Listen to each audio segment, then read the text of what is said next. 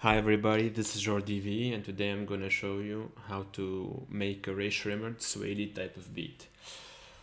So the basic element of this beat, actually the main inspiration was a sample I found on Splice. So I will let you listen to it for a while.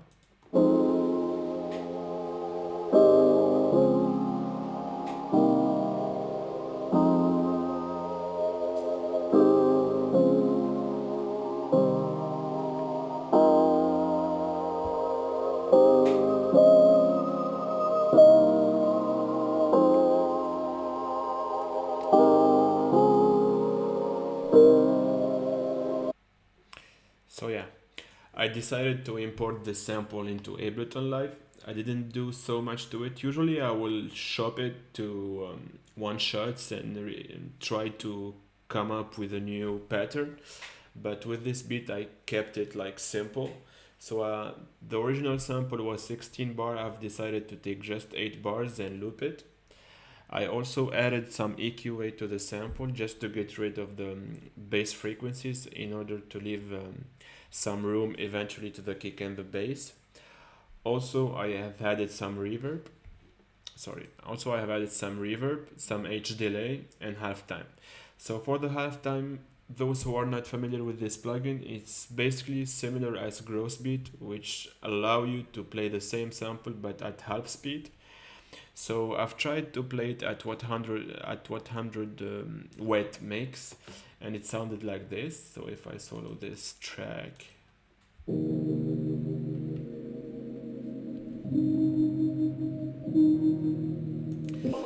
obviously the effect is a bit dramatic for this beat, so I've decided to put it at 30%, which basically means that 30% of the mix will play the low frequencies or will play at half speed, and 70% of the mix will play at the original pitch. So it ended up sounding like this.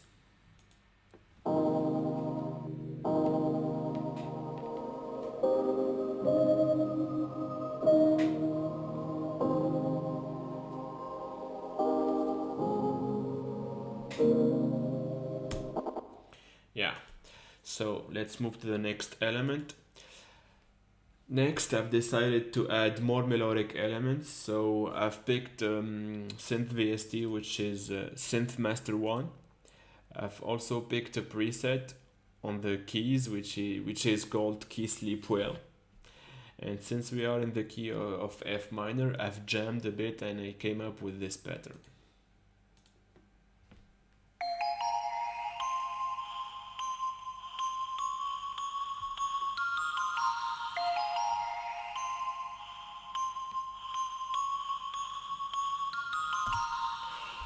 Obviously I did some processing, so I added some reverb, also some ping pong delay, and finally RC20, which is a plugin that allows you to add some vintage sound to your samples and make it more organic.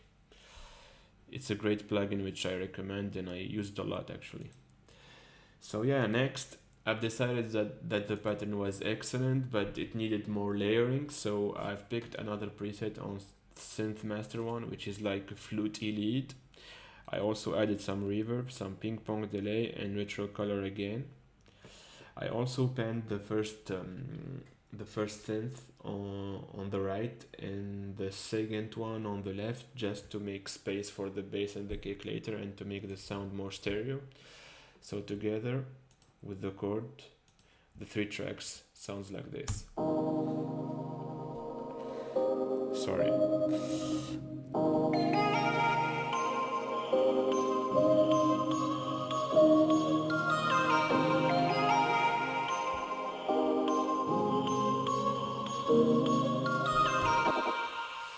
So it's kind of perfect for me. Finally, when it comes to melodic elements, I've decided to add a one-shot sample of vocals, again to give the composition a more organic feel. So the sample on its own sounds like this. I've decided to again EQ it a bit, add some reverb and add sound shifter from Wave. The sound shifter will allow us eventually to create a variation, so I've put it at 1 to -12 semitones, which is basically an octave, so we will have kind of the original pitch and the variation with the 1 octave lower.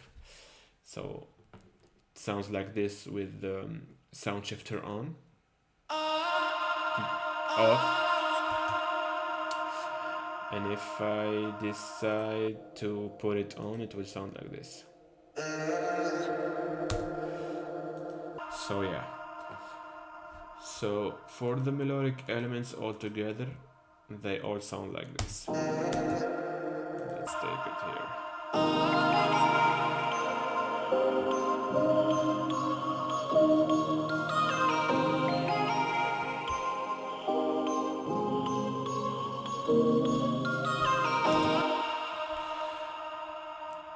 Yeah, so next let's move to the 808. I've picked a simple 808 in the key of C, so as you see the root key is in C, so there is no need to tune in it. If you have your 808 in another key, you need basically to add Ableton tuner, play your sample and see in which key your original sample it is. So if I add this and I will arm my own, if I solo this track, you see I'm playing C, so I'm playing F key on my keyboard and it's tuned. It's green, so it's tuned, yeah. So the pattern I've played is like this. I will eventually add a video for the 808, but basic rules is try to come up with a cool variation. Don't complicate things.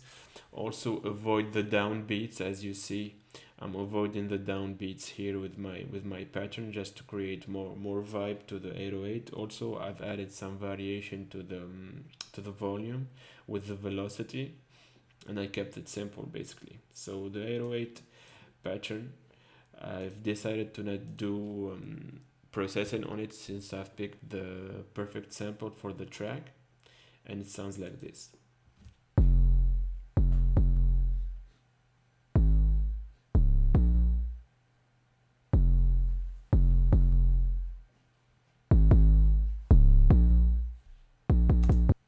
Also, another tip is to add different octaves here, for instance, to your 808, just to make some variation and to make it pop in the mix. Next, I've added crush. I've put a lot of reverb on it with some decay time, just to make it more spacey and more vibey, I guess, and to create the atmosphere around the composition. Next, let's move to the kick. To the kick, also make sure you pick up the right sample in order to do the minimum amount of processing. This kick, for instance, was perfect for the beat. So I've played this pattern.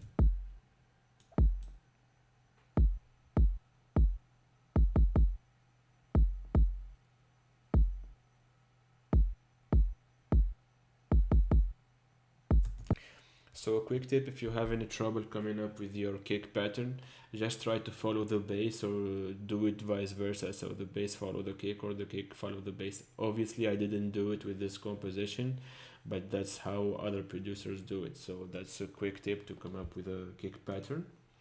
Next, let's move to the hi-hat. So for the hi-hat, I did something usually I don't do, which is like pick up a sample. Usually I would take a one shot and program my own hi-hats, but I like this loop, and I've decided to shop it a bit, rearrange it, and the final result sounds like this.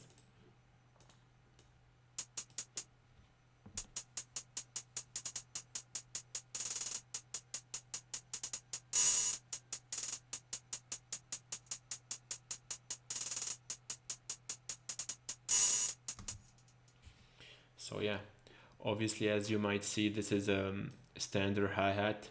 This part here is a hi-hat roll. This part here is an open hat, so you can chop it, cut it up, and turn it into one shots in order to create your own pattern. So next, let's move to the snare. So for the snare, I've chosen a pretty standard clap, sorry, which sounds like this. I also played a pretty standard pattern, which is on the third beat of each measure. I will put my snare, so as you might see it. Also, I've added variation here and here at another pitch, just to create a more interesting effect, and to keep the listener drawn to the composition.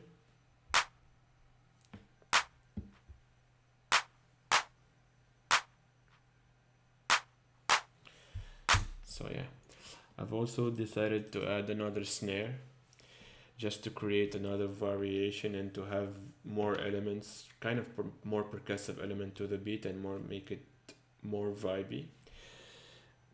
So this kind of pattern, it was a little bit busy, so I've decided that it plays for the first 4 bars, then it's mute. So as you might see, there is the patterns plays here, then it leaves more space to the other melodic elements, the synth, the flute, the lead, etc.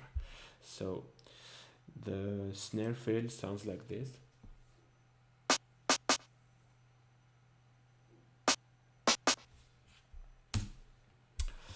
So yeah, this is the gist of it. Obviously the beats needs more mixing, so yeah, I will do it, and maybe I will post it later. Let me know what you think about it, and if you need more clarification about other aspects of the beats, let me know. Peace.